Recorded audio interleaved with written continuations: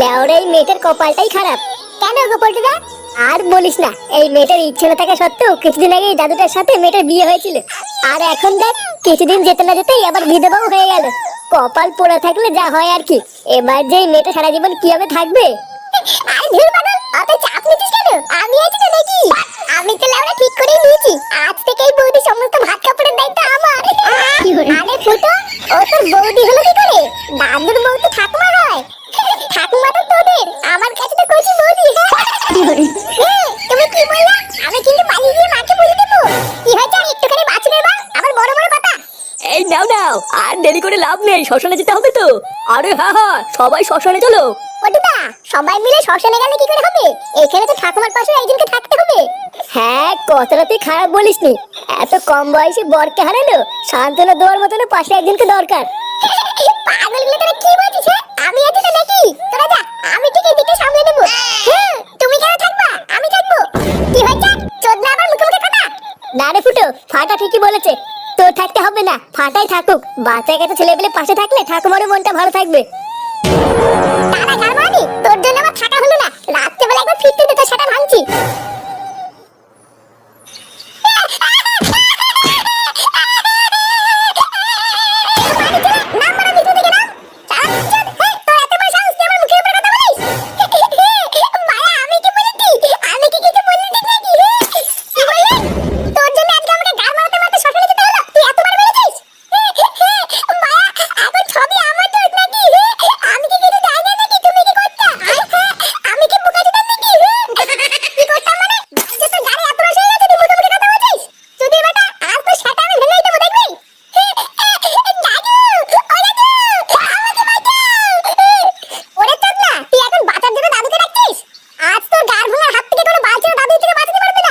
এই কি হয়েছে রে? রাত দুপুরে এত চিল্লামিল্লি কিসের?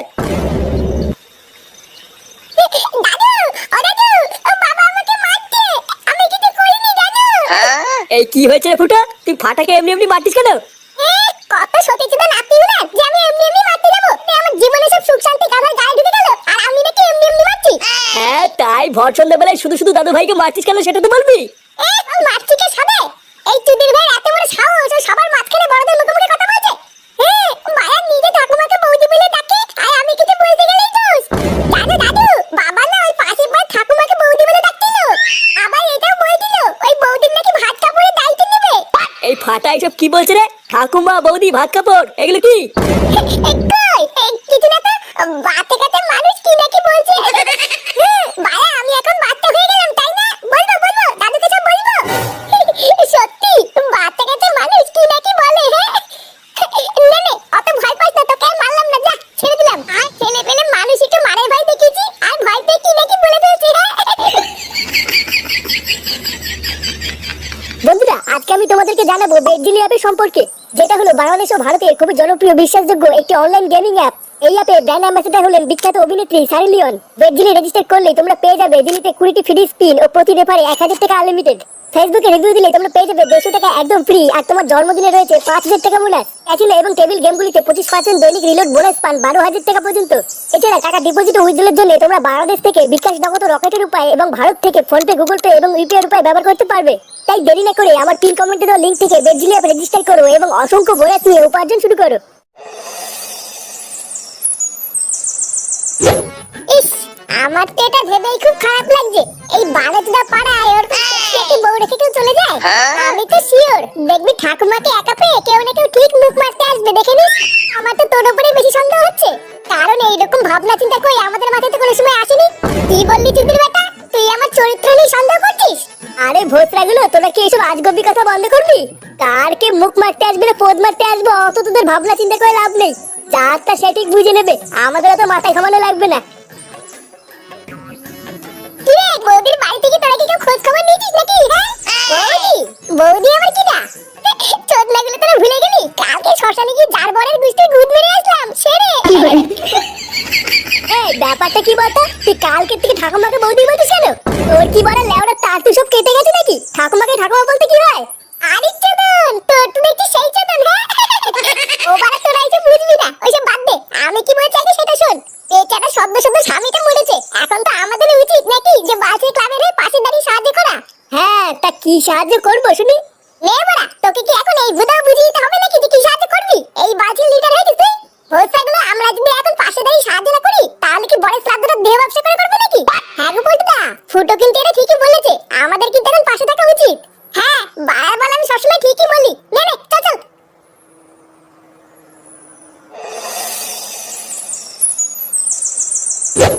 না গো, আমার কোনো রকমের কোনো সাহায্যই লাগবে না। তোমাদের দাদু মরে যাওয়ার আগে যে টাকা পয়সাগুলো রেখে গেছিল সেইগুলো দিয়ে তোমাদের দাদুর কাজটা হয়ে যাবে। এইসব তুমি কি বলছো কি বৌদি? তোমার কোনো সাহায্যই লাগবে না? আর জানো, দাদু মরে যাওয়ার পর থেকে তোমাদের কি হবে এটা ভেবে তো আমার সারা রাত ঘুমই নেই। আর এখন তুমি কিনা বলছো তোমার কোনো সাহায্য লাগবে না? তাই হয় নাকি? হ্যাঁ, না না, আমি সত্যি বলছি, আমার এই মুহূর্তে কোনো টাকা পয়সা লাগবে না। জানো, আমার ভাতারটা মরে যাওয়ার পর আমি তো ভেবেই নিয়েছিলাম যে আমি এখন থেকে একা একা হয়ে গেলাম। এইভাবে একা একা যে সারা জীবন কি করে থাকবো এটা ভেবেই তো আমার সারা রাত ঘুমই আসে না। কিন্তু আমার এখন খুব ভালো লাগছে জানো, কারণ তোমরা আমার পাশে আছো। আমার আছি তো, তুমিও তো চিন্তা করছো কেন? কেননা তুমি সবসময় মনে রাখবা কেউ তোমার পাশে থাকুক বা না থাকুক, এই ফুটো আছে।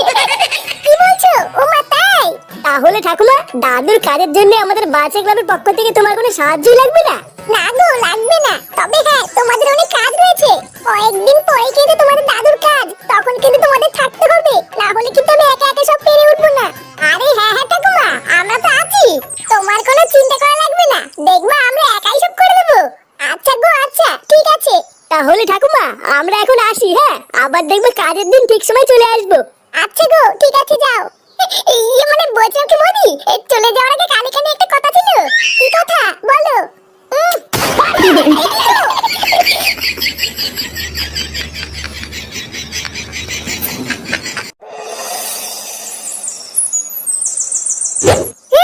মায়া, আমি কিছু জানি না, আমি যাবই, আমি যাবই।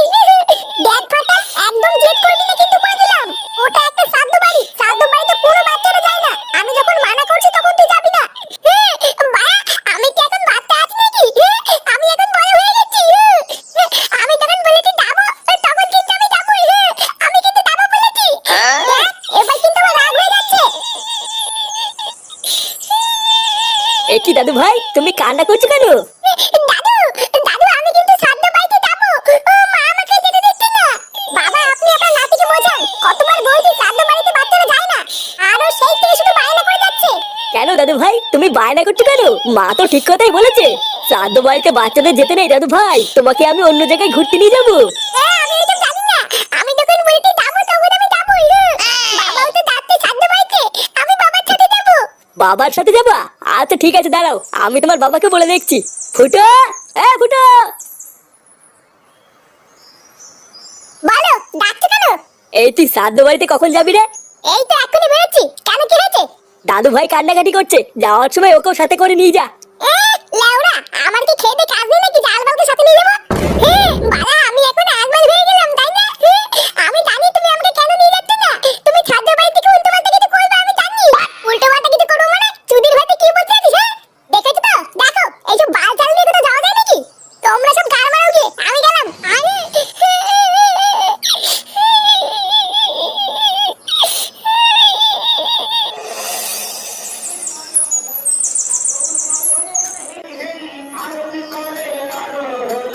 কি ব্যাপার বলতো, শ্রাদ্ধ বাড়িতে লোকজন ভরে গেল, খাওয়া দাওয়া শুরু হয়ে গেল, কিন্তু এখনো ফুটো চুদমাইটা আসছে না কেন? আমি এটা তো দেখছি গো পটুদা, কোথায় ফুটো সবার আগে চলে আসবে, তা না সবাই চলে এসেছে, ফুটোরই পাত্তা নেই। আরে তোরা তো চাপ নিতিস কেন? ফুটোরটা চুকচুকানি স্বভাব, ও ঠিক আসবে। হ্যাঁ, আসবে সেটা আমিও জানি, কিন্তু কখন আসবে সেটাই দেখার। এই কি রে বড়া, তোরা সবাই এখানে দাঁড়িয়ে আছিস কেন? ভিতরে কি কেউ কাজ করছিস না নাকি? ওরা আমাদের কাজ করতে করতে গাড় ফেটে গেল, আর তুই শেষ পাতে এসে কাজের খোঁজ নিচ্ছিস? আগে বল, এতক্ষণ তুই ছিলিস কোথায়? এত দেরি হলো কেন তোর? আর বলিস না তো, ফাটার জন্য ভূতের আবার দেরি হয়ে গেল। নে নে, বাড়ার বল কথা বলে সময় নষ্ট করে লাভ নেই। চল চল, ভিতরে চল, ভিতরে গিয়ে দেখি কি হচ্ছে। সবাই ঠিকঠাক খাচ্ছে কিনা তোরা গিয়ে দেখে আগে যা, আমি একটুখানি রান্নার ওখান থেকে ঘুরে আসছি। আচ্ছা ঠিক আছে, যা। রান্নার লোকেদের কোনো কিছু দরকার আছে কিনা একবার ভালো করে শুনে নিবি। এ ল্যাংচা, তুই আমার সাথে চল, আমরা একটুখানি খাবারের প্যান্ডেলের দিকটা দেখে গিয়ে। আর আমি কি করবো? আমার কাজটা বলে যা। তুই ভূতের বাল এখানেই দাঁড়িয়ে থাক, যদি কোনো কুকুর টুকুর ঢোকে তাহলে তাড়িয়ে দিবি। কি করে?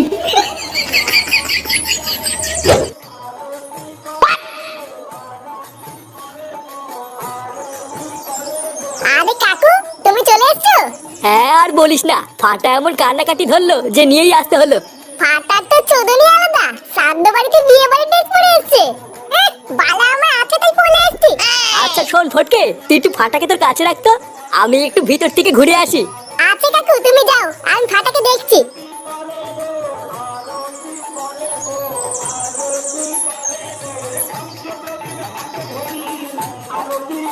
আরে নিতাই দা যে, কেমন আছেন? এই তো নাটু, তোমার কি নিমন্ত্রণ আছে নাকি? হ্যাঁ মানে ওই নাতিটার জন্যই আসা, এত কান্নাকাটি করছিল না। শোন ফাটা, এখান থেকে কোথাও যাবি না বুঝলি, চারিপাশে কিন্তু অনেক ভূত আছে, ধরে নিয়ে গেলেই সব শেষ। বালা তুমি কি আমাকে বুকাতে না পেয়েছো নাকি? দিনের বেলা ভূত কোথা থেকে আসবে? আমি জানি ভূত রাত্রেবেলা ছাড়া বেরোয় না। ওরে পাগল, এটা শ্রাদ্ধ বাড়ি বুঝলি, এখানে দিনের বেলা তো ভূত ঘুরে বেড়ায়। এই মেলেতে কি বলছো? এবার বুঝেছি, ওই জন্য মা আমাকে আসতে দিচ্ছিল না। হ্যাঁ, এখান থেকে একদম লড়বি না, ঠিক আছে? আচ্ছা ফটি কাকা, ভূত কি করে ডাকে গো? ভূত ওই তো, যেখানে দেখবি ভূত আছে সেখানে দেখবি ভূত ডাকবে। ও ইয়া, ও ইয়া।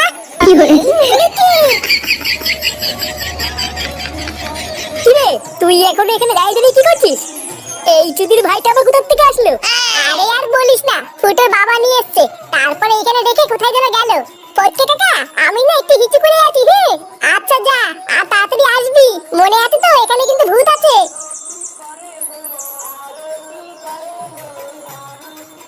শোন, সমস্ত আত্মীয় স্বজনদের খাওয়া প্রায় শেষ বুঝলি, আর জোর একটা ব্যাচ হবে, তারপরে কিন্তু আমরা খেতে বসে যাবো।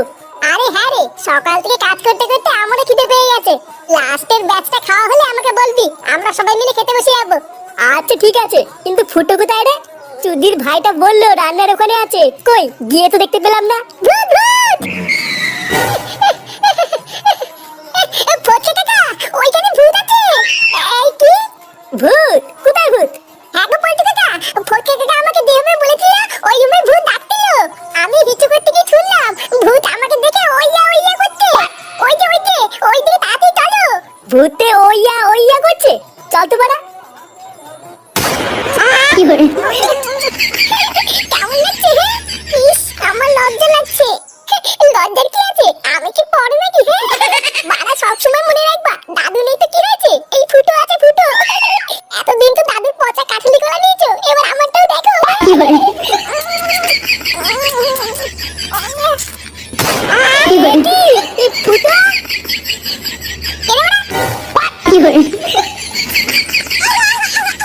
কি বলে?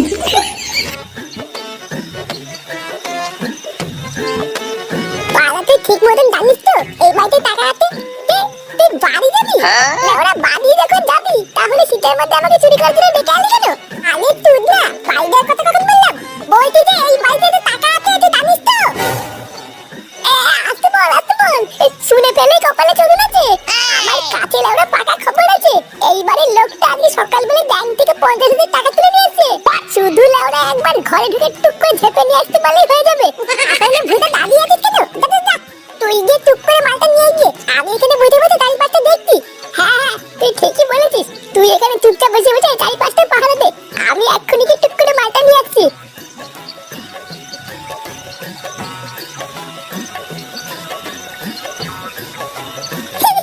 বালা একবার টাকার বান্ডিলটা হাতে পেলে আমাকে কে দেখে? লেওরা দাম আর করে পাবো, কেউ থেকে কিছু দিয়ে বাকি সব আমাকে তো রেখে দেবো। এই কেডা, কে ওখানে? এই পুঙ্গা মেলেতে তুদি ভাই, কেউ তো তাকে ধরা পড়ে গেল নাকি? বালা কানা তোদের বালটা একবার ধরা পড়লে কপালে তুদুল আছে রে। ফাটা পালা পালা। কি বলে? কি বলে? এই বালা তাড়াতাড়ি কেটে পড়ি।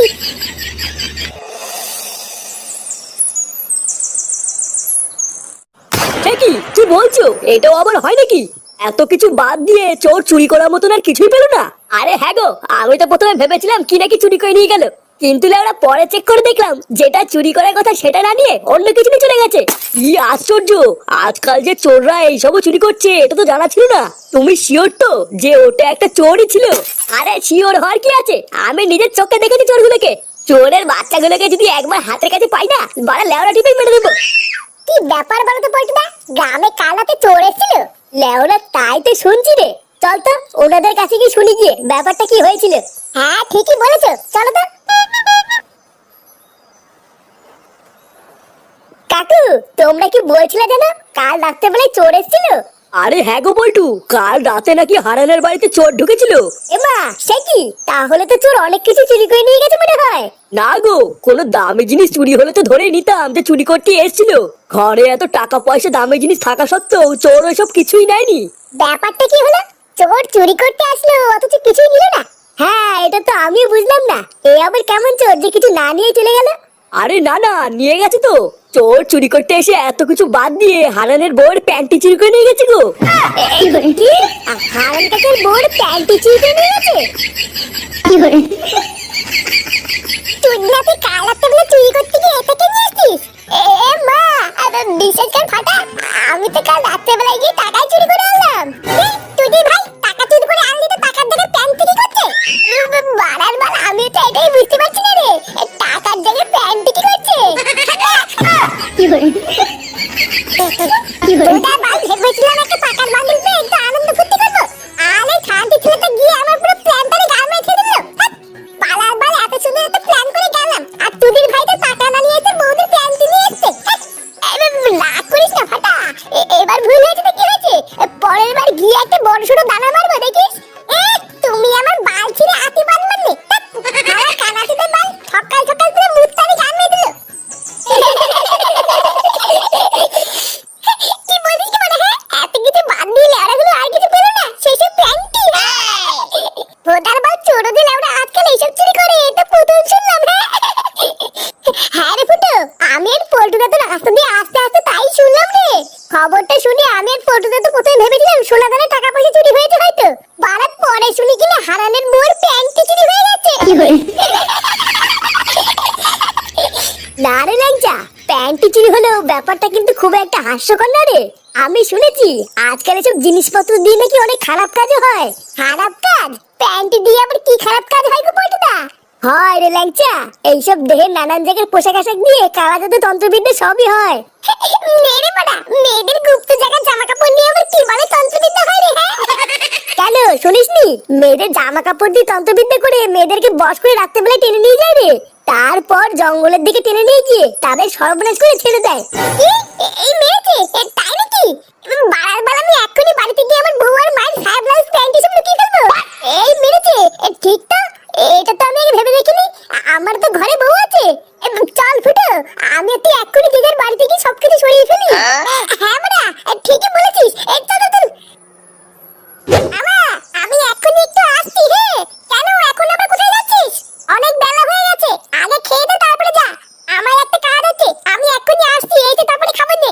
না না দাদু ভাই, বেলা বাজে 12টা, আগে দুটো খেয়ে নাও, তারপরে যেখানে খুশি সেখানে যেও। এত বেলা পর্যন্ত না খেয়ে থাকতে নেই, আগে দুটো খেয়ে নাও, না হলে শরীর খারাপ করবে। নে হয়েছে, দাদু কি বললো শুনেছিস তো? চল দুটো ভাত বেড়ে দিচ্ছি, আগে খেয়ে নে, তারপর যেখানে খুশি যাবি।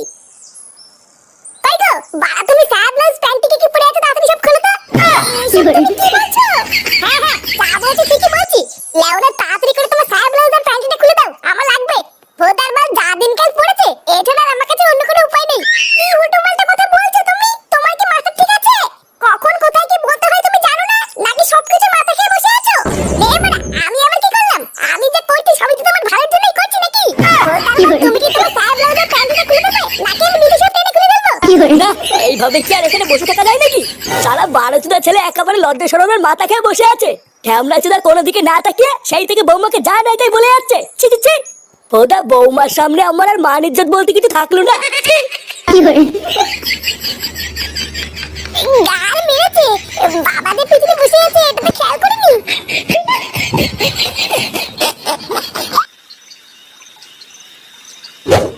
এ মা, এইসব তুই কি বলছিস?